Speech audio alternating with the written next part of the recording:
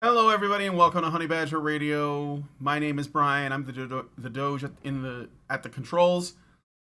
And this is HBR Talk number 234, where my co-hosts Hannah Wallen and Lauren Brooks will be regaling you with their own brain nuggets, which they are more than willing to share, especially on this spooky season. We're going to be looking at, speaking of scary things, we're going to be looking at a couple of stories. Let me just check the dates on these. They are pretty recent. Yeah. And we're going to be discussing them. And it's funny because there is two separate stories, but there's definitely a relationship between them. All right. So without further ado, please like this video, subscribe if you're not already subscribed, leave us a comment, and participate in the live chat so you can share your thoughts with us as we go through these stories. Okay. So, I'm going to go ahead and put this first one on the screen. This is from the College Fix. Let me share my screen with you guys so that you can see it too. Is that right? I want to do. Isn't there like another way? Oh yeah, share screen. Because there's no video or anything. We don't really need. All right. So I'm just sharing my OBS so you guys can see. Okay. Professor who called on the privileged last in class ends up resigning. Oh. Yeah. Did she not make the cut? What happened? It's I would have thought this would have resulted in like a promotion and maybe like her own school and like a tenure and everything. So someone must be meddling in her business to essentially like cause her to resign. The sociology professor who would only call on whites, men, and the other privileged classes after other opinions were exhausted has ended up resigning her position. I wonder though, what other classes is she talking about? I mean, because we all know anything other than a white straight male gets preferential treatment every single time. What other classes is she talking about that have privilege? I mean, unless it's class. It has to be gay black men, because remember, gay black men are the white males of the LGBTQ community. That is true. That is true. They are the white men of the LGBT community. And it's funny too, because it's not like there aren't gay white men.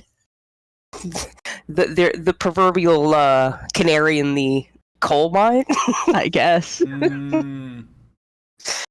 This practice, called progressive stacking, that's what they call it when they, essentially discriminate against students, gives minority voices first priority. Binghamton University's Ana Maria Candela had spelled out in her syllabus that she would use the procedure in class. All right, so I think it is worth pointing out that the woman that's doing this is not white. Her name is Ana Maria Candela. So sounds to me like a Latino, unless Latinos are white in this instance. I could never tell. It's a constantly moving target. If it was expedient for the media to call her white, she would be white. Yeah. But if it's more expedient for them to call her non-white, then she's non-white. So as long as she doesn't shoot a black teenager or end up in a conflict with like a convenience store robber or anything, like she'll be a woman of color as long as she doesn't come into conflict like that. Yeah. But if she has that kind of conflict, then she's white. Yeah, it's Schrodinger's honky. Right. So, it's the same thing they do with Jewish people, actually. If you're Jewish, if you come into conflict with progressives, then you're white. But if you don't come into conflict with progressives, then you're Jewish, and Jewish means non-white somehow. And not even just progressive. Like, look at Michael Rappaport, right? Yeah. When this whole thing happened with Kanye, when he starts criticizing our Dusty. Yeah, you dusty kook, and then leans on the fact that he's Jewish. Bro, you've never. I swear, I would never in a million years would I have guessed that this wannabe thug, this white boy that lives in Brooklyn, he thinks he's got some kind of street cred because he was on Dave Chappelle's show a couple of times. Come on, man. You've done nothing with your life since then. His whole shtick now is just, this moral outrage. He hates Trump. I'm going to kick his fucking head. No, you're not. Like, shut up. Yeah. It's like... And now... It's the only person that's sadder than the what's his name from the Hellboy movie. Like that. Like, yeah, you know what I mean? Like, that guy is sad, but Michael Rappaport is sadder. Yeah. On a side note, I kind of wonder if he realizes how tall Trump is, because that's kind of hard to kick his ass. You got to be able to do the high kicks there. Mm-hmm. That just shows you how high Trump's ass is. All right, but anyway.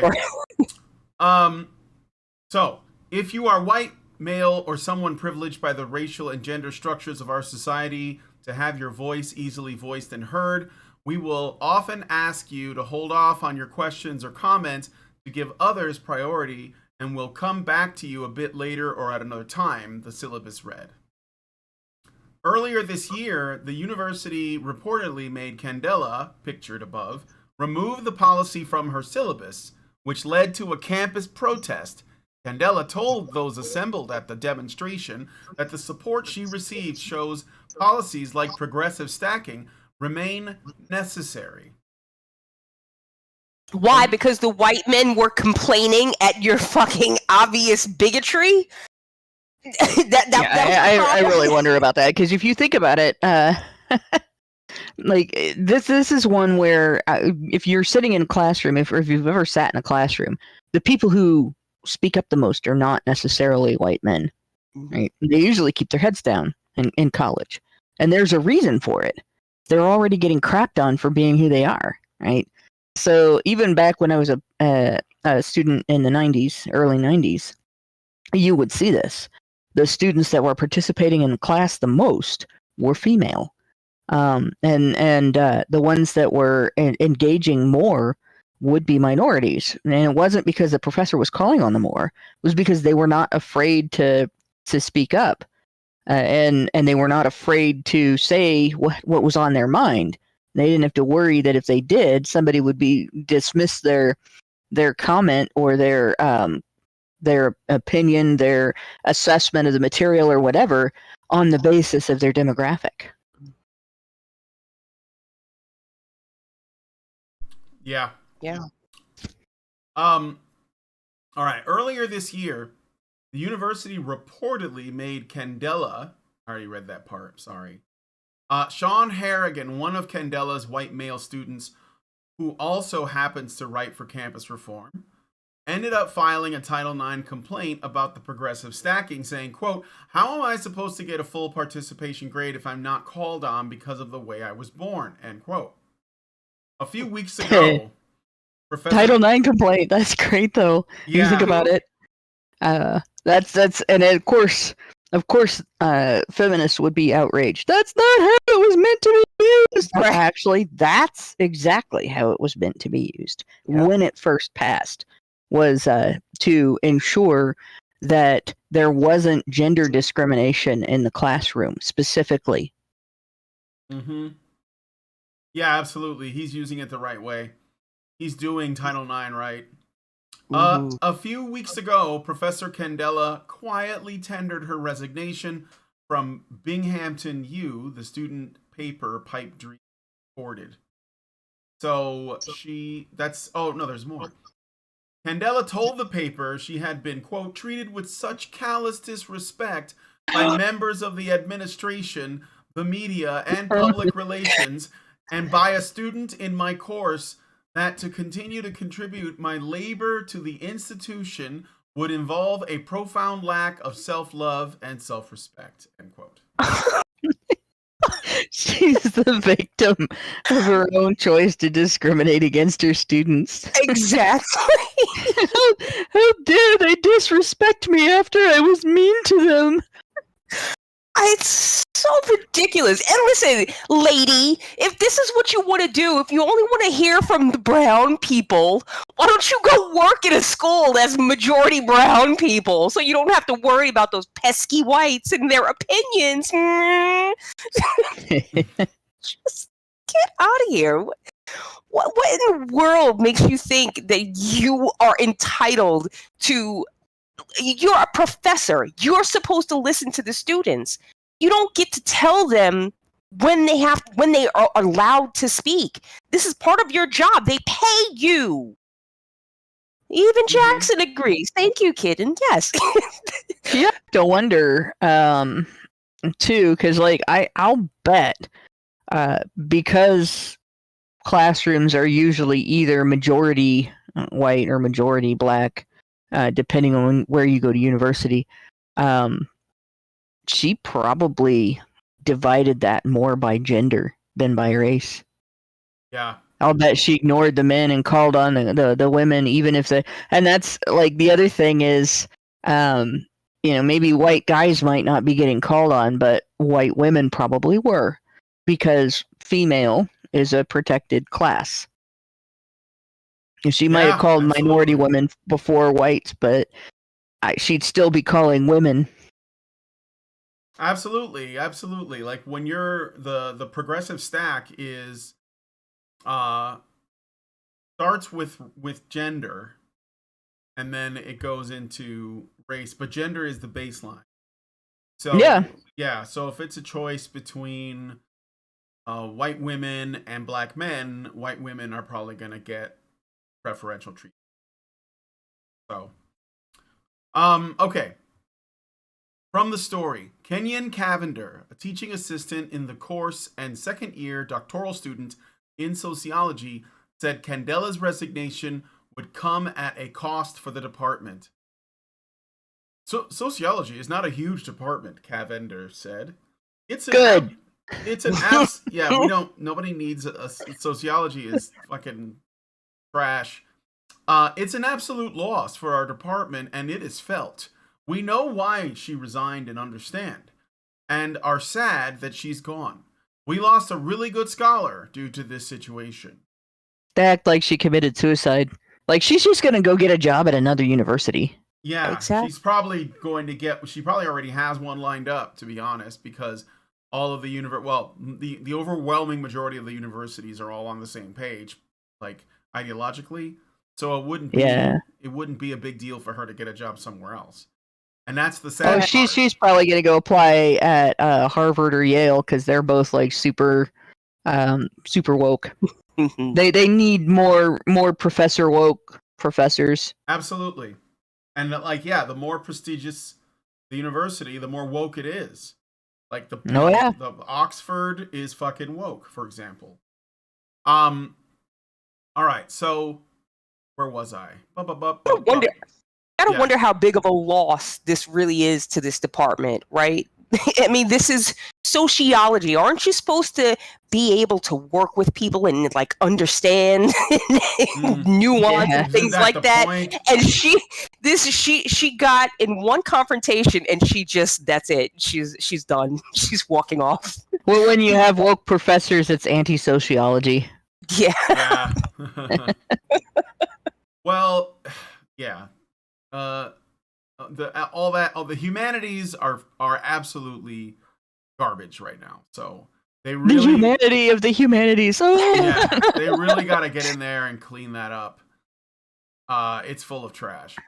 So anyway, Ken Vender and other TAs raised the issue of privacy in their criticism of the university's alleged lack of support, as they, along with Candela, had their names and office numbers included in the syllabus posted in the campus reform article. I was an adjunct professor for 3 years. I had my name and phone number, and I didn't even have an office. Just my regular phone number included on my syllabus and my email address. My campus email address. Yeah. Like they had 2 ways to get a hold of me there. Well, yeah. I don't know what this person is saying, so it's absolutely normal. It's not like somebody was trying to dox you, you know?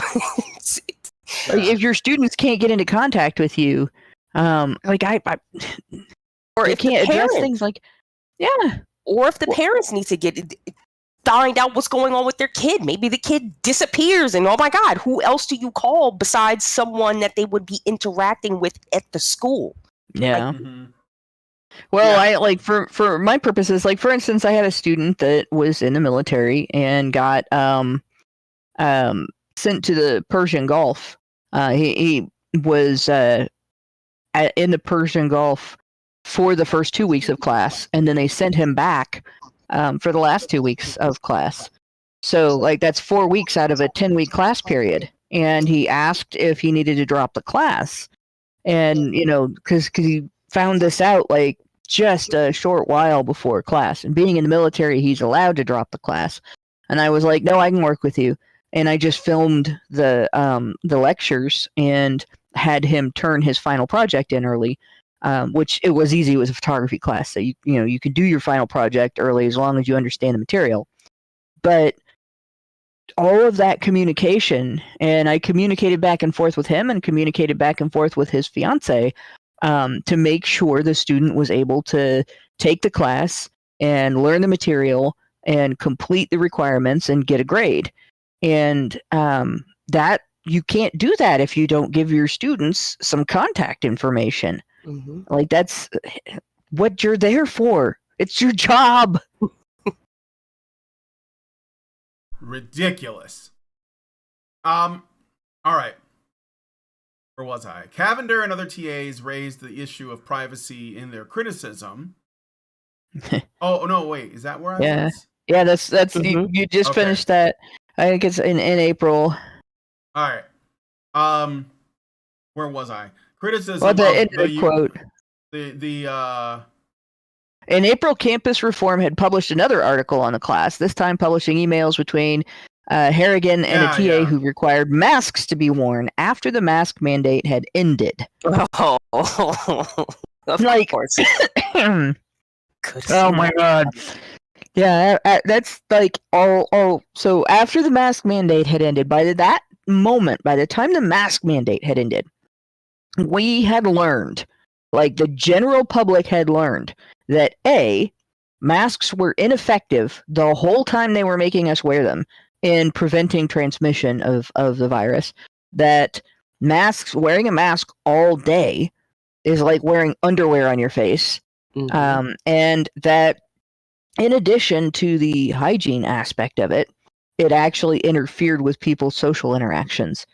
So there was no valid reason to require masks to be worn, and it was actually an abuse of the students to do it, especially after the mandate was over, because then you didn't even have a rule you were following that you know, like, well, I'm just following orders. No, you're not. You're just being an asshole. Yep. So I imagine she was probably on the wrong side of that one too. Oh, for sure. I mean, I could predict, what people think about the jab and COVID and masks and all kinds of stuff that you wouldn't think was related, but in their minds it is. Like Ukraine. They support Ukraine? Yes, probably. Like unapologetically, unabashedly. I don't mean like maybe there's some nuance there. I mean like 100% camp this, right? Yeah. So, like just a note on Ukraine. If we continue to be that asshole at the park that stands next to the little guy who's in a fight with the bigger kid and goes, hit him again, he can't do anything. That's there's going to be a nuclear war. That's like that's it. We can't keep doing that. Whether you support them or not, we're still heading toward the same thing. But that said, probably back to the article. I'm more like that's we're gonna kill everybody. We're gonna kill men. We're gonna kill everybody if we keep doing that. That's got to stop. Yeah. Okay. So yeah, the issue of privacy. BU Graduate Student Employees Union representative. Wow, that is a long. That's a hell of a title. Yeah. BU Graduate Student Employees Union representative Emily Blakely said campus reform, quote, represents a real threat, end quote, because those on whom it reports are, quote, unwittingly subjected to racist hate speech and threats of harm, end quote. Adam Tartosky, a student in Candela's course, ripped Harrigan for going to, quote, the local conservative tabloid media, end quote, and said despite his, quote, broadly unpopular comments, end quote, Harrigan actually was called upon in class routinely. Routinely can mean like, once a month. Well, if you're like let's say that you're just one of those students that's more likely to raise their hand, like they have an answer, they want to contribute to everything. That doesn't, and then you have to call on them because maybe nobody else is doing it. That doesn't mean that you're calling on that person routinely. It means that person is participating, at a higher level than other students. So, I'm not saying that's what's happening, but I could see that.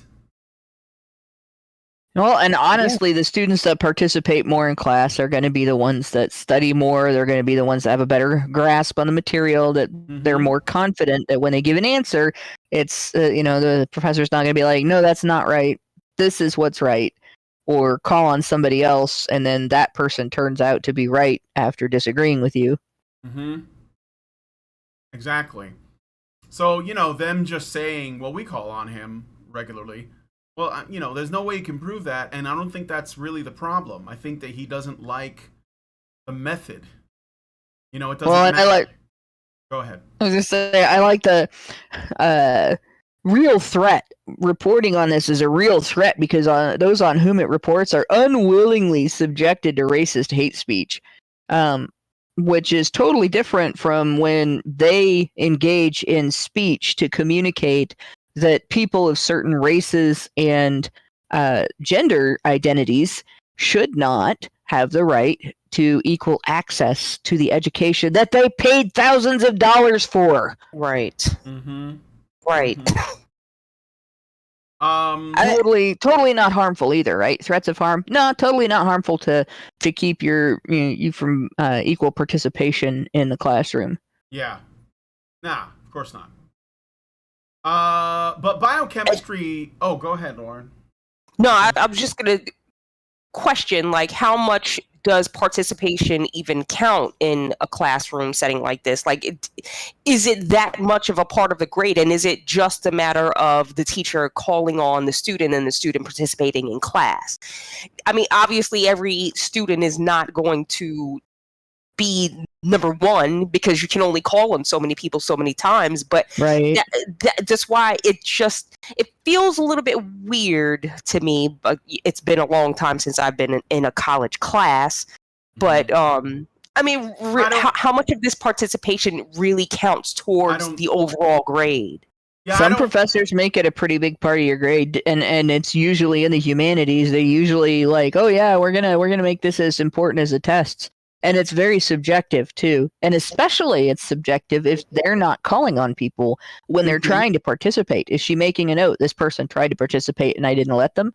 Right. Or is she, well, this person spoke out in class a whole bunch of times and that guy never said anything, but that guy raised his hand like 50 times and she overlooked him because he was a white male. Exactly. Yeah. Then the other aspect of it is, you're going along in class and the professor is describing the material and a student raises a hand, it's because there's a question. Does she ignore those too? Right. Mm-hmm. Yeah, I mean, the whole thing is kind of a mess, but I'm she probably doesn't even give grades out. True. So grades are racist yeah, and sexist. They arrange people into hierarchies. So you have Yeah. some people that are better at certain things than others, and we can't have that. Well, they were already giving girls higher grades than boys, and women higher grades than women men. Yeah, and they were doing it subjectively already. I mean, that study's like 20 years old now. So yeah. All right. So anyway, where was I? Adam Last Tatarsky. Oh, so biochemistry major Danielle Shah had the progressive stacking clause, or said the progressive stacking clause never should have been on the syllabus. Quote, I can understand that Candela might want to hear more unique perspectives and discussion, but the policy didn't need to be outlined in the syllabus. It sounds like a common unwritten rule that a lot of professors use, end quote. So she's basically saying that she's okay with people doing this, but that it should not have been spelled out in the syllabus because then we get caught. That's basically and what the that students is. know. Yeah, and then the students know what you're doing. So if she would have kept that out, but still discriminated, then no she one would have gotten it. She would have gotten away with it if it weren't for you darn kids. Yep. Yeah. That last sentence is almost the most important thing, actually, that came out of this article. The fact that I gotta step away for a moment. I'll be right back. Okay. The individual, like here, the biochemistry major, basically said it sounds like a common unwritten rule that a lot of professors use. Yeah. And I'll be honest, I kind of remember, in my day, which was like, again, clear back in the 90s, my dad was in university for his, he had a master's degree in mass communications. And mass communications is journalism.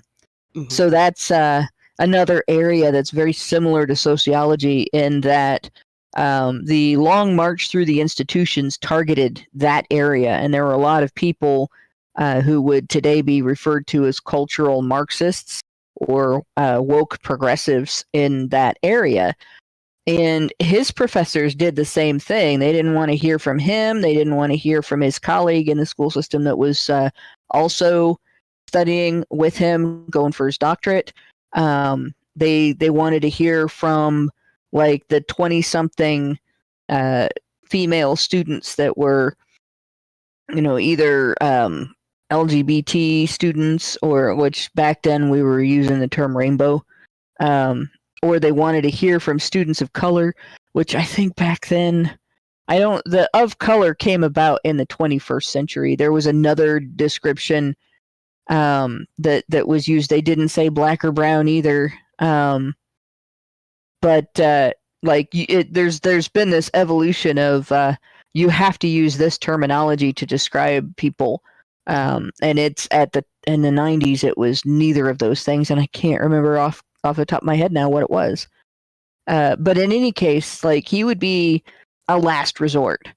And I remember him telling the story of a time when his professor used a joke in class, a riddle, not a joke, to make a point about gender discrimination. And I think it's one that people are pretty familiar with now.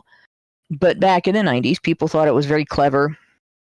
And it was a clever way to get people to understand their unknown biases and stuff. So she tells the story of doctors working in an emergency room, and a patient is brought in from a car accident for an emergency surgery.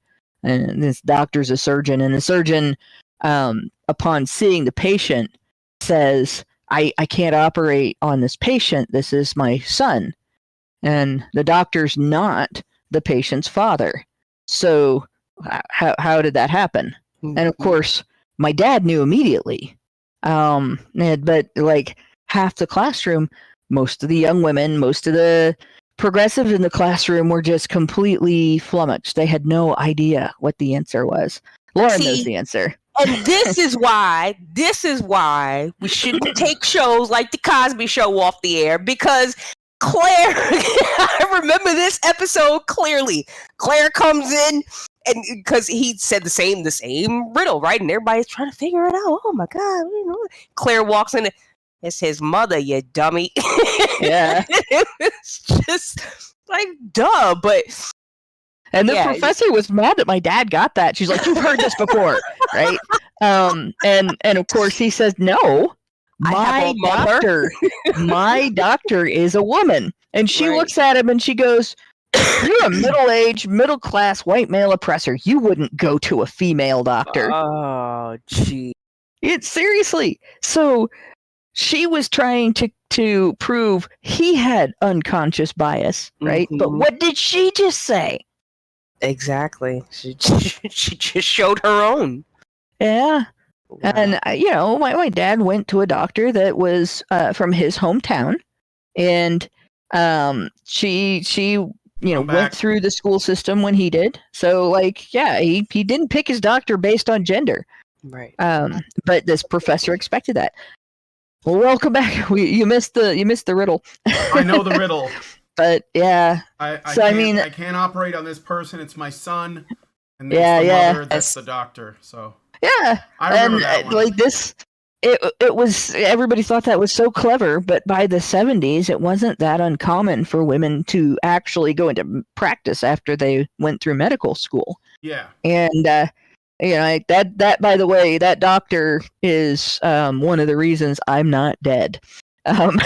So she was a great doctor, but in any case, that woman, her unconscious biases, and she had that common unwritten rule, and that would have been, because I was doing photography for my dad when he was in school. I was his substitute with the newspaper, so that was my senior year and my junior year in high school. So between 1988 and 1991 was when that happened. So it's been going on that long. That policy isn't new. It's just now they feel comfortable bragging about it. It's now a virtue signal to say that you're doing that. Whereas if somebody had admitted that in 1988 that they were doing that, they probably would have got let go by the university. Their contract would not have been renewed. Yeah. Times they are changing. Yep. So that's the end of that article. I guess we could just look at the other one, unless you guys have any final thoughts on this one. No, I think I think go ahead. Common sense people need their own long march through the institutions. Yeah. That's it.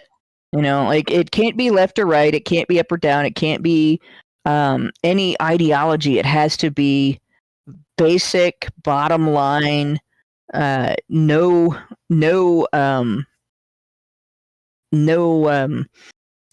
agenda. Just when people go to school, they have a right to an education. They're paying for it. They should be treated the same as everybody else. We aren't doing any of this bullshit. And that's it. When a news story is published, it's who, what, where, when, and if you can get that information without speculating why and how, right? Yeah. But and that's it. And none of the editorializing. But it's going to take probably just as long to get this kind of bullshit out of these institutions as it took to get it in and get it to the point where they didn't have to be secretive about these kinds of behaviors, but instead thought that they would be virtue signaling if they admitted to it. Yeah. True. That definitely has to be some kind of resurgence. All right. So let's move on to the other story. This one comes from Campus Reform. It's sort of similar. So university pays $165,000 in legal fees after firing a professor for a microaggression. The University of North Texas agreed to pay $165,000 to settle a lawsuit after firing a professor for a joke about microaggressions. So just to start out, mm-hmm. there is no such thing as a microaggression. It is a made-up term. Anybody that uses it is actually telling you that they're engaging in a Darvo attack. They're being oversensitive. They're being judgmental, where they're jumping to a conclusion about who you are and what you're thinking and what your attitude is and so on, based on their sensitive reaction to something that they're taking personally that isn't personal. So when you hear microaggressions and somebody's using the term in all seriousness and they really mean it, that's not a person that you should trust. Oh, absolutely not. Absolutely not. Unless they're weaponizing like the left's language against itself. Which is, it works sometimes and sometimes it comes back to bite you in the ass. Yeah. The university, okay, so here's what they said. According to Alliance Defending Freedom Senior Cons, I don't know what the fuck that is, but it's like they make up countless positions in the university these days, and they just like put their friends in those positions. Alliance Defending Freedom Senior Counts said, quote, public universities can't fire a professor just because they disagree with the professor's personal viewpoint. Is that supposed to say council instead? I think it is. It's probably maybe. It typo. It just says counts, but you're right. It's probably supposed to be council. They probably ran out of characters up here. Yeah, this is campus reform. Come on, man. You got to do better than this. Yeah. So what happens when you write about a university? You run out of characters. Yeah. Oh, that's character. Yeah. All right. So this is written by Alexa Schwera. The University of North Texas will pay $165,000 in legal fees after firing a professor who made a joke about microaggressions during the 2019-2020 academic year. Oh, things were really, really sensitive around that time. The Denton-based... What? I suggest that we change the name and add City University of North Texas.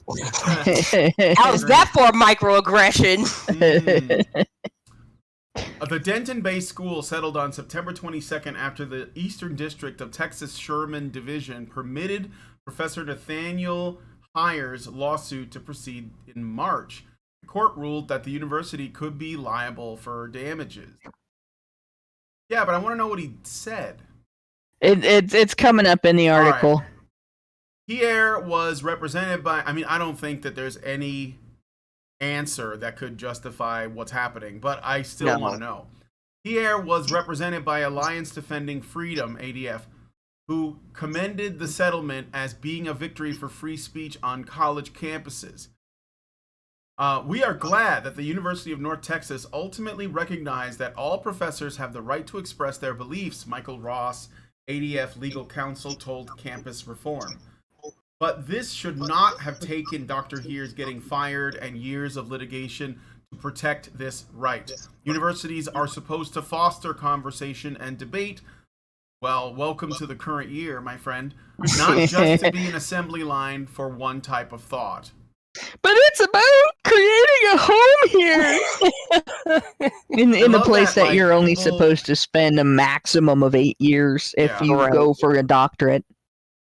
I love that the people who are trying to like essentially own SJWs by saying, you know, this is about freedom of speech, and like they try to point out their hypocrisy and, you know, and how, oh, you just want people to think one way. And look, all those things are true, but they don't care. Like, this is the thing that I don't like. People act like if they could just like explain it well enough, then these people will understand and they'll say, oh shit, you're right, I was wrong. Freedom of speech is important. Let me go back and get rid of all of these restrictions. No, they're not going to do it. They don't care. They want to win. And if they have the power, they're just going to silence you. And it doesn't matter how much you call out their supposed hypocrisy. And I only say supposed hypocrisy because in order for you to be a hypocrite, you would have to have standards that you're willing to essentially like treat as double standards or completely throw out. These people don't have standards. They just have things that they want. They have goals. And so you just stop calling out hypocrisy. It doesn't matter to them. I mean, point it out for the normies that don't know, that you're trying to show them, like, look, here's some double standards. But, like, if it doesn't change people's minds, and if they haven't, like, changed their minds by now, they probably drank the Kool-Aid too, because it's everywhere. Like, this is so common. Like, no one in the social justice movement, or whatever you want to call it, gives a shit about any standards. They just care about, do I have power? Can I get people fired? Can I get people's lives destroyed? Can I, make them homeless and jobless and starving? Well, I'm going to do that because they're in my way. That's what they do. That's all it is. Did you watch that video that Microaggression put out? I know you sent it to me, but I saw it like the other day. Yeah. That was a heartbreaking video. I think it would be probably a good idea to talk to him at some point. I know. I've been in a correspondence with him. With him? Yeah, before the video came out, I was talking to him, and like, he was going to not bother making any appearances on live streams. He wasn't going to do a video, but I don't know if I did this. Probably I wasn't the only person he was talking to, but he did eventually release this video, and it explains everything that's happened to him. And if you understand, this is why I'm getting at this, okay? If you understand that these people are willing to do shit like this to this guy who wasn't really, he wasn't really like a major threat, maybe to them, right? And they're willing to, like, stoop so low and be so evil and vitriolic and demonic towards Microaggression. They're willing to do that to anyone, any of us. So, that's my point. So, I get that campus reform, they're young guys, and they're, they think that we can still be 100% reasonable, and then hope someone will respect us enough to allow us to have freedom of speech. But do you see why there's something really wrong with that? Like, they don't have that authority over us, and we shouldn't be waiting for it. Yeah, it's really egregious, actually, because what they've basically done to him is deny him the ability to even acquire resources for his own basic needs, just because of him being a man. Like, you could probably say white male, but really, the truth is that men are targeted because they're men. They're not targeted because of the color of their skin. They're targeted because they're men. And that's why it doesn't happen to black women. Right. And if it does happen, it's usually another woman doing it to them, not and it's usually done in a manner that treats them like men. Exactly. But what's happened with him, that can happen to anybody. That can happen to any man. And anybody that gets defined as a male ally, or too masculine, or accepting of masculinity, any of those things. And that pretty much makes anybody an acceptable target. But it still leaves men as the most likely targets. And it's one of those things that fighting it is damn near impossible, because you are painted as an aggressor for who you are, not anything that you've done. So just by your nature, by your accident of birth, you are a born aggressor, and your existence in this space with other people who view you that way is treated as an act of aggression. So if you defend yourself against that, that's you acting aggressively against them. It's a huge Darvo attack, even though the people involved are exhibiting a prejudice They are using it to discriminate against you. They're acting aggressively against you, and they are doing you harm. They will treat you through the entire process as if you are the one who has done something wrong, and as if you are the person who deserves to be judged and is actually guilty of something. And in doing that, it facilitates basically destroying people. It is essentially the way that societies use when they condone state violence against a demographic to excuse that violence against that demographic and take away that demographic's defenses against that violence. And we're looking at it historically. It's been on the basis of race, on the basis of religion, on the basis of political ideology, right? Those kind of things has been very common. You're either on the wrong side of a political dispute, you're black, you're Jewish, you're Kulak, you're the country people, right? You're, any of those things. But now it's men, which is half the population. And it's actually much more terrifying to see this being done to men than it is to see it being done to any other demographic. Because if you take out half of the formula for making babies, that's the end of the human population. And the people that are left behind after you take out that half of the population, in order to do that to them, you now have a population that is all sociopathic. So you're looking at, once the men are gone, you're looking at that story of about the kids on the island that they all ended up starting to kill each other. Lord of the Flies. You're looking at Lord of the Flies, but with women. So the story will be 5 minutes long. And they'll all kill it. They'll start killing each other in 5 minutes. And that's it. That's basically where we're headed, unless we can turn the ship around and start treating men like human beings and recognizing that this bullshit where we get to say, well, if you're a man, then anything that you say is invalid. And your existence constitutes an aggression, and your existence can be viewed as a sign of guilt, and we are allowed to not only judge you, but take away from you on the basis of your demographic. That has to end. It has to be unacceptable no matter what the demographic. Yep. Otherwise, the United States is going to be run by Muslims, Amish folks, and Mormons. So I hope you enjoy that, because that, better join one of those groups, because they're the only ones having lots of kids, and they have big families and stuff. So, all right. Yep. And I don't know if I can grow a beard as impressive as. I mean, I do okay. I don't know if I'll be able to pull that off. So I might. And by the way, ladies, none of those groups approve of abortion. No, nope. Of course not. No.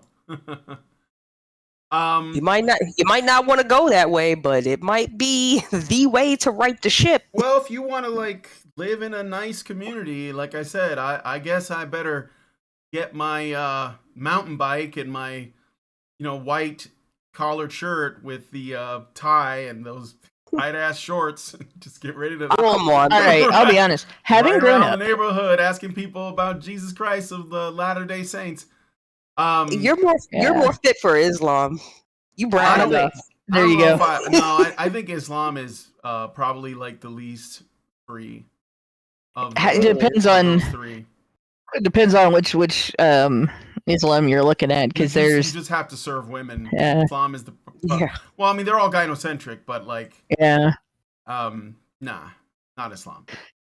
Having grown up in a fundamentalist Christian household, I'll be honest and say, if the bit about men having to blow themselves up to fight each other, and all of that stuff, the religious police was not part of it, and you just had this is your religious beliefs, and we advise against doing these things, and we advise do these things, and so on, and it's between you and God if you screw it up. I wouldn't see a problem with that. It's when it becomes a state religion, which in the United States we aren't supposed to be able to have. We do right now. We're under the state religion of progressive feminism, but like I wouldn't care to, if I lived in a society that was dominated by very conservative, because Muslims are very conservative in terms of lifestyle, like conservative beliefs about lifestyle choices. Sure. Probably the neighborhood would not be drug ridden, right? It probably wouldn't. You wouldn't see a lot of welfare moms. No, right? You probably wouldn't. That's just it's not the religious beliefs that are bad. It's the accompanying violence and the necessity of having a state run church and a church run state. Those are the things really that I would object to. Yeah, and I would say that if the church that I grew up in somehow managed to take over the country and create a state-run church and a church-run state, I would have the same objections because we would have the same problem. They would have to use violence to enforce it. Yeah. Yeah, well, that's why I wouldn't go with Islam, because Islam is not just a religion; it's also a political structure. So I would go with either Mormonism or whatever you call the Amish, because I'm going Amish. Yeah, I mean, in general, the Amish don't, and the Mormons, as far as I know, they're all about choice, because that's part of Christianity. I mean, they may have weird beliefs and whatnot, but like they're probably okay people, and the Amish are probably okay people too. So that they're not going to make an authoritarian. Well, they do use relational aggression as a tool of religious enforcement. You should read about shunning, but it's still, if you get shunned, you're still alive. You can find other people to associate with. You don't have to stay there. Yeah, it's basically like we're going to distance ourselves from you. So it's more like we're going to pretend you don't exist, but it's still not. We're going to cut off your hand or cut off your head or hang you or any of those things. Right. So It doesn't involve force. Again, yes, that group of people is going to pretend you don't exist, but you can go into another community and exist there. Yeah, start over. See, the Amish seem more live and let live. Yes. All these guys, they just want to make their own food, build their buildings. They got their own police squad. It seems pretty cool. I think I could dig that kind of membership. Yeah. You leave each other alone. They're gonna make you work, but yes. Yes. The only thing is they'll never take over the country because they're pretty pacifistic. Yeah. That's true. Well, they don't have to. They just wait until all of the first world just collapses on itself, and they're probably nothing is probably going to change for them. Like they're just going to keep doing what they're doing. Mm-hmm. If they don't all get murdered. Yeah. Okay. So I saw a message. I don't see that happening, but maybe I saw a message in the chat that I wanted to respond to really quick. Troubled Cat says, "What do you guys think about Orwell stating in 1984 that women were the enablers and enforcers of authoritarianism?" 100%. 100%. Yeah. Like women, men value freedom, and that's how they generally make decisions about what they vote for or what policies they care about or whatever. They lean towards liberty, and women lean towards security. And security means it necessitates the use of force, the use of authoritarianism. Because if a woman wants to feel safe, which is what she will vote for, she wants to feel secure, she'll vote for things like government programs. She'll vote for things like, like stricter policies that generally result in authoritarian moves, right? They generally vote for things that cost more taxpayers' money. And all of that it necessitates the use of force. And because women generally don't pay into any of that, they're definitely a net negative on the investment.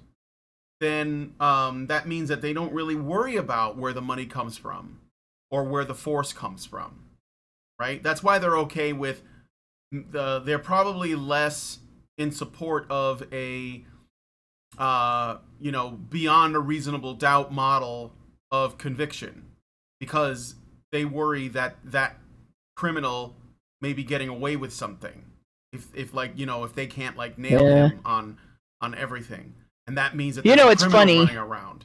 And feminists in particular will complain about the social and legal status of women, wherein we have a man responsible for us for our entire lives, right? Either our father is responsible for us or our husband is responsible for us. And they'll complain about guardianship in countries that have that. They'll complain about coverture as if it still exists, even though it's been not a thing for 100 years, and our society kept the part that women like, things like alimony and child support and stuff like that, but not the part that women didn't like, where if a man's going to be responsible for her financially, then he has control over her financially. And they'll complain about all of that, right? And they'll say, women can be independent. Women can do their own thing. Women can pay their own bills. Women can work. Women should have, equal income and all that. But then they'll turn around, and when they're not under the care of a father, and they're not under the care of a husband, then they're under the care of the safety net of all tax-paying men in the United States. Daddy government. They go from daddy at home to daddy government, who is made up of all men that pay taxes, all men that work, all men that aren't completely disabled, because you don't really get anything from the government if you're a man. You don't even get fair treatment from the government if you do a job for the government, like being a soldier. Like they give you goodies, but the goodies are minor in comparison to the service that you perform, and they make it hard for you to access those goodies, right? Whereas women, women get everything, and there's no perception of the cost attached to it. There's no perception of somebody worked for this money attached to it. Like somebody worked for this money and then it was taken away from them. So when you go on welfare, you are literally living off of the blood, sweat, and tears of your neighbors, your male neighbors, but your neighbors. You're taking food out of your neighbor's household. You're taking from your neighbor's rent. You're taking from your neighbor's vacation expenses, whatever. It's for your own use, and that they don't care. They don't. It's not that they don't think about it. It's that they don't care that they're going from dependence on one man to dependence on a lot of men. They don't care. Yeah. They're lying about being independent, and they don't care. So, and women who are not feminist, who will not just reject feminism out of hand, but overtly tell you feminism is bad, I hate feminism, I think it should not exist, and blah, blah, blah. They'll still do this. Yes, They'll still go from the care of one man to the care of all men, and then complain that men aren't doing enough. And they'll complain that men aren't taking care of women. They'll complain if they go into a bad neighborhood and get attacked and you don't act as their personal bodyguard. But they won't step up and be independent. They'll claim to be independent, but they won't actually be independent.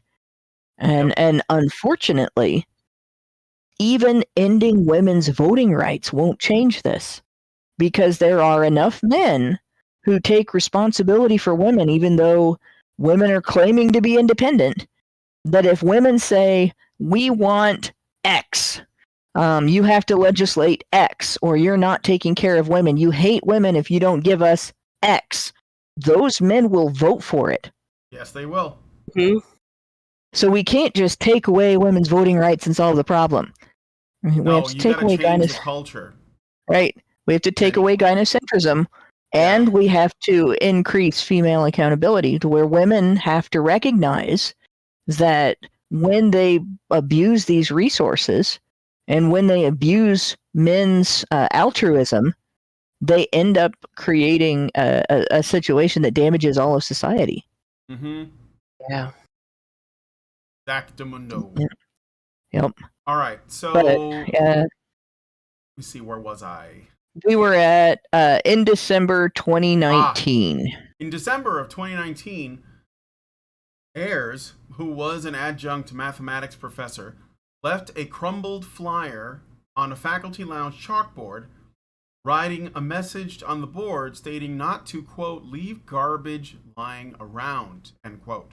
The flyer detailed description of microaggressions with examples such as, quote, America is a melting pot, America is the land of opportunity, and I believe the most qualified person should get the job. These are the microaggressions. Those are microaggressions. Oh my god. This is why I say microaggressions are not real. That's not a real act of aggression. That's you being oversensitive. Yeah. And taking things personally. Yes. And of course, saying really common sense things should be triggering to people who don't want you to think of these things as common sense. Right. That's why they're demonizing it, because they want people to associate America's a land of opportunity with, they want that to be associated with something that is bad because it's clearly a lie according to them, and no one has an opportunity unless you're like a straight white male. And believing the most qualified person should get the job, they get offended by that because they think that what that really means is that only straight white males are going to be qualified, and therefore only straight white males will get the job, which means that they have to have an incredibly low opinion of any other demographic, because they're basically saying that those people can't make it on their own. Which, Yep. They know that that's what they're saying, and they don't really give a shit. So it's kind of pointless to point it out, but in case some of you guys in the audience were wondering, that's what it means. They have a very low standard for non-white, non-males.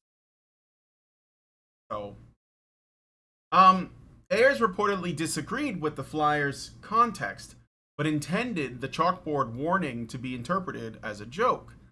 So again, it says, don't leave garbage lying around, and by garbage, he's referring to this list of bullshit microaggressions, I guess.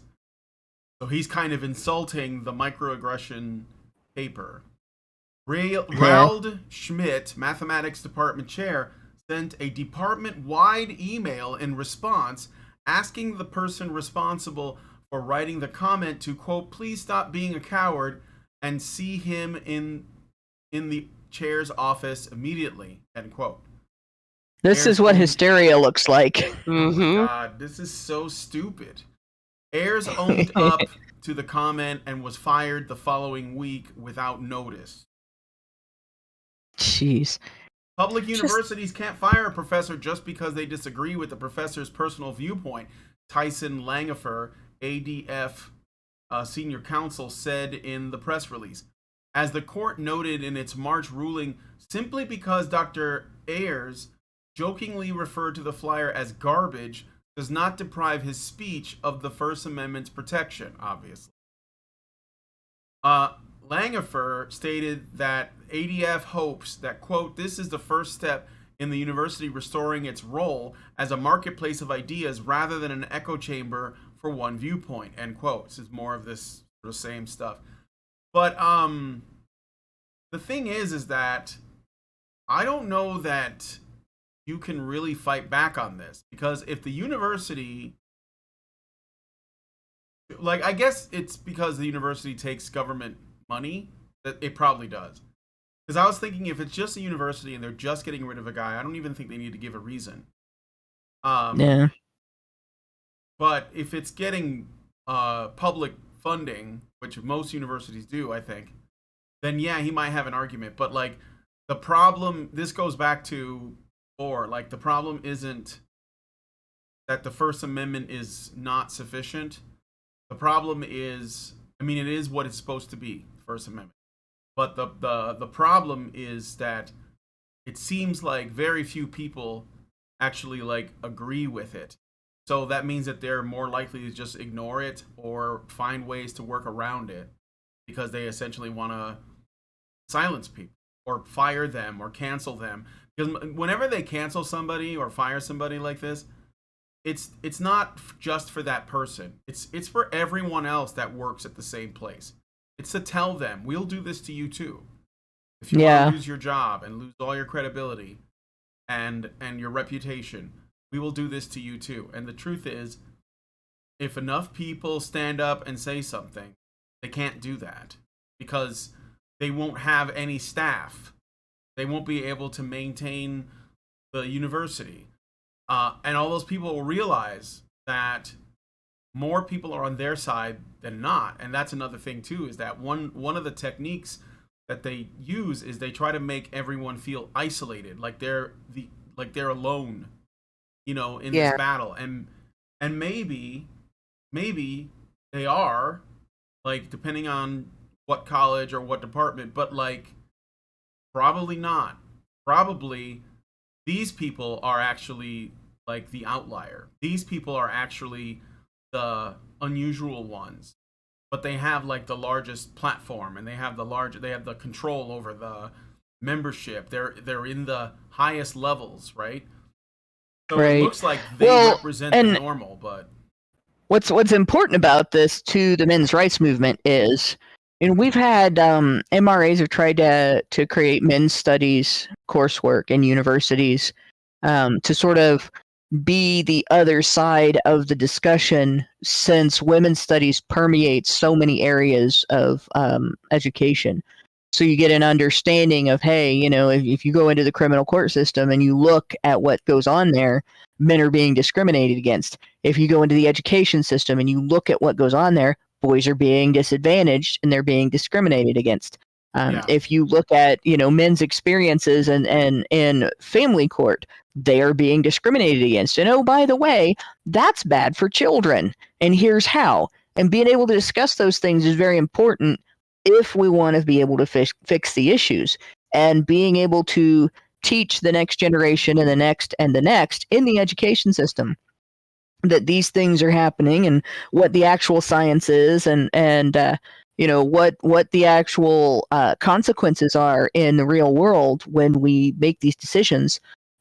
We have to be able to discuss these in a university setting without getting fired for having the wrong political opinions. And students have to be able to push back when their professors in a class, say, well, you're an aggressor by nature because you are a white male.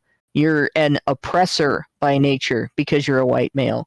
And you haven't done anything to any of the other students or to the professor or anybody in your life, and you get these labels. You have to be able to push back when they do that and say, no, that's your assessment, but it's not actually me, and I don't have to carry that label. So it's really good that this happened, even though that's kind of pocket change for a university. It's really good that happened, because if it can happen over something like that, then it can also happen over a student questioning the material in a course where they're accused of,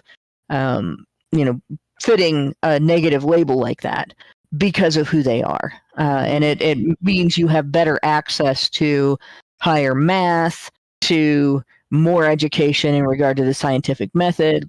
General inorganic chemistry is not going to be out of your reach because you don't want to get labeled a middle-aged, middle-class white male oppressor in sociology classes or in journalism classes.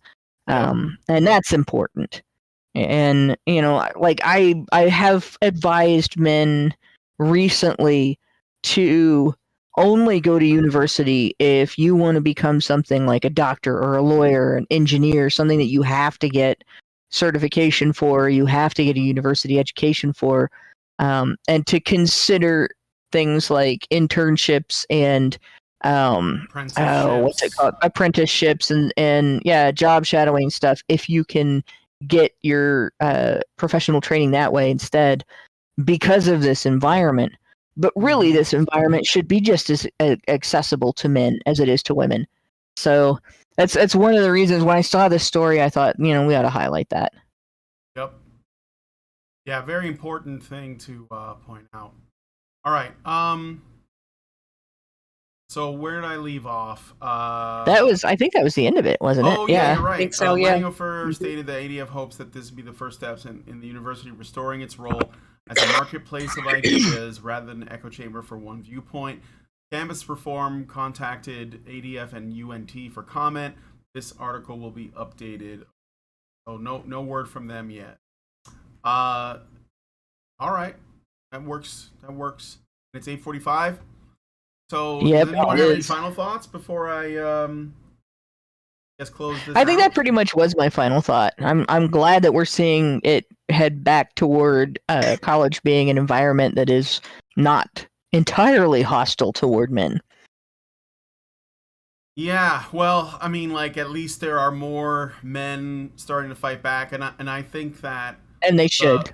Yes. well, they absolutely should, but like they also shouldn't feel like they're doing this alone. So one of the things that I am heartened by is I am seeing more and more people on social media, in journalism, and even like I guess you could say like podcasters or content creators that are talking about men's issues in one way or another. And I think that conversation is really, really growing, and I'm glad. It doesn't mean that everything that they're saying is like gold or anything like that, but the conversation is happening. So, as long as that's the case, and men are, I think that they're challenging women more, especially like younger men. Their expectations seem to be a little higher, which is good. And there's a lot more discussion about masculinity, and I think that that's very, very important, because part of the demoralization process is to like make us sick and weak and tired and without any ability to fight back. And a lot of these guys they have some solutions, and I think that is great. I mean, like I said, there's no one guy that's going to be like the ultimate fix for every issue. That's unrealistic and kind of stupid. But like, maybe you watch a little bit of some like bodybuilder guys that are tuned in to what's going on with men. Maybe you watch some Jordan Peterson. Maybe you watch some of us. Maybe you watch some dating coach or whatever. I mean, watch some of the Any Are For Men videos. Mm-hmm. Yeah. I mean, unless you feel really comfortable in the dating world, I would probably I wouldn't make that the highest priority, because I don't know. I think that before a man enters you could say the arena or whatever to date women, I think that he needs to be like fully self-actualized. That way, no woman can take advantage of him and manipulate him and essentially turn him into the thing that she hates, because that's the thing that a lot of modern women do. And you kind of have to look at relationships the way you look at a job. If it's good for you, then it's worth dedicating yourself to. But if it's not, you have to be ready to walk away from it and find a different one. And that's what I'm saying. Like a lot of guys, they got the horny, and they're not, even if they're normally really rational, they could all of that could go out the window with the right woman. So I think that men need to focus on themselves, and then like you'll see it. Like sometimes and I love my wife. Okay, I love my wife to death. Sometimes she can be bratty, and when she gets bratty, then I tell her that she's being bratty, and then I stop listening to her. And sometimes, I mean, she gets, I wouldn't say that she does like any destruction or anything, but like it gets pretty bad, and then she eventually calms down and then comes over and apologizes. for being. And my husband doesn't put up with that either. Yeah, exactly. And it's gotten to the point now where I'm getting pretty good at recognizing, like, oh, you're acting like a girl again. And when I say that, I'm not saying you're acting female. Like, there's a difference between a girl and a woman. You're being a brat. Right? You're being a little girl, right? Right. And when we get immature in a way that, like, when we're on conflict with our partner, it really can be discombobulating. It's not just annoying sometimes. It creates a situation where, like, I married an adult. Why am I dealing with a kid? Yeah. And both sexes will do that. Women don't handle it a lot of times. Women don't handle it as well. And a good example is they really can't stand the idea that their man could act childish, because they resent that in men, because they don't want to see them as, like, they're their mother. They don't. Women hate that. Like, some women don't, but those women are toxic. Like, they will encourage that in men, and then it's just like a terrible situation. But, like, in general, women don't want to be a man's mama. And but at the same time, they're not supportive in situations that, like, there are some situations that you're going to deal with in an immature manner first, and then you pull yourself up, to adult height again, and then you handle it in an adult manner for the rest of your handling of it. When my husband was still dealing with custody issues, like, all our kids are grown up, so we don't have that problem now. But when the kids were little, there was one visit that he was really looking forward to, specifically because we were going to take the kids to a street fair in my hometown. Mm-hmm. And it was like the third weekend that he was allowed to visit them in a row, where the ex-wife orchestrated a way that she felt comfortable saying, well, you screwed up and I don't have to let the kids go with you. So he hadn't seen his kids in a month and a half. And we get to the street fair, and there is a thing, you pay $1 and you can whack a car with a sledgehammer. And he gave the guy $5, and the guy looked at him, and you could see in his face, like, it hurts to have your kids kept away from you, and it makes you angry when someone does it to you on purpose, especially when they are dishonest when they do it. There were a whole bunch of reasons why he was at the end of his last nerve had just been shredded, right? So he gives the guy $5, and the guy looks at him, he looks at his face, and he goes, you can hit that thing all you want. And that was totally a man moment. And it was in that moment that I really understood just how much he was hurting. And but I was holding our son and a video camera, and I got video of him hitting the car. And at one point, like, this is an old car from the 1980s, so this is not a mostly aluminum car. This is a mostly steel car. Yeah. And at one point, he bends down the window frame. The glass was out. Like, and I'm talking, he just grabbed it with his hand and bent it down. And immediately, I was like, oh my gosh, he really is upset.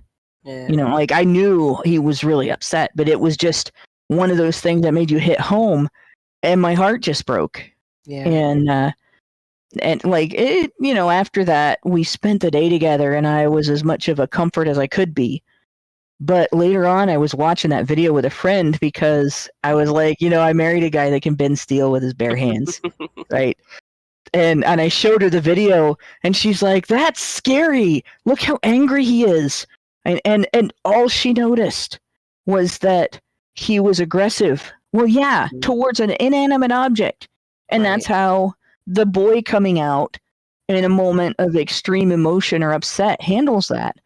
And women don't handle that very well. Now, if some guys, when they do that, they're dysfunctional, and it comes out toward their partner, right? They might punch the wall over your head, or, something like that. That's where you walk away and say, look, I'm not dealing with you until you can act like an adult in this situation. But you know, and I was looking at it in terms of look how much control he had, that he found an outlet that was acceptable to deal with that, because that was rage.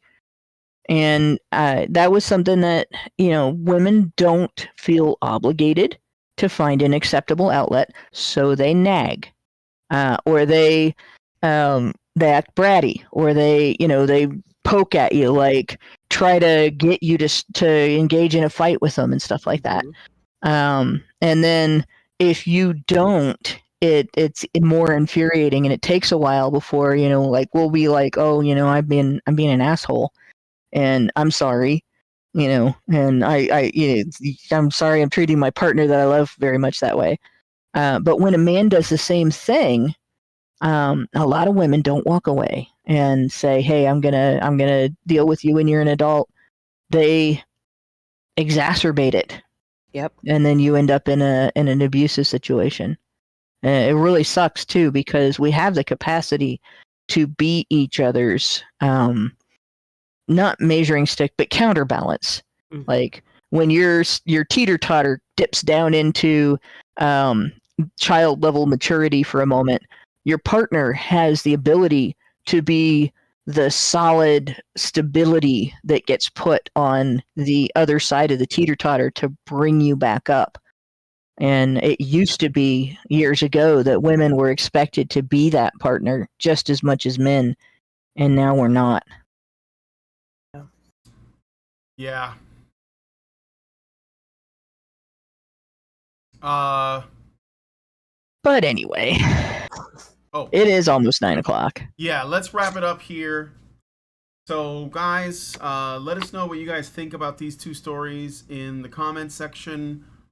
And if you haven't already, go check out Microaggression's video. Microaggression spelled Mykeru. Media, MEEIA.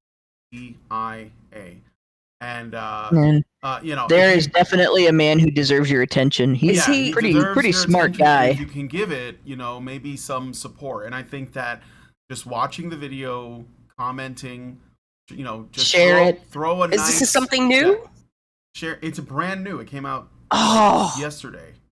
Oh my god! Before that, he hadn't sent anything for like 6 years. I know. So, I've been waiting. Yeah. When you watch this video, get ready to diffuse some anger, because you're gonna get angry. Yeah. Oh boy. I mean, he was treated absolutely brutally. And he did not deserve to go through that stuff. He didn't even go into detail. He said he's going to do another video where he goes into more detail. So I would say this is going to be a really interesting story. So yeah, watch it. Check it out. All right, but anyway, I have to go. So if you guys like this video, please hit like, subscribe if you're not already subscribed, hit the bell for notifications, and please leave us a comment. Let us know what you guys think about what we discussed on the show, and most importantly, please share this video, because sharing is caring. Thank you guys so much for coming on today's episode of HBR Talk, and we will talk to you all in the next video. Men's rights activists are machines, dude. Okay? They are literal machines. They are talking point machines. They are impossible to fucking deal with, especially if you have like a couple dudes who have good memory on top of that too. Holy shit, you're fucked.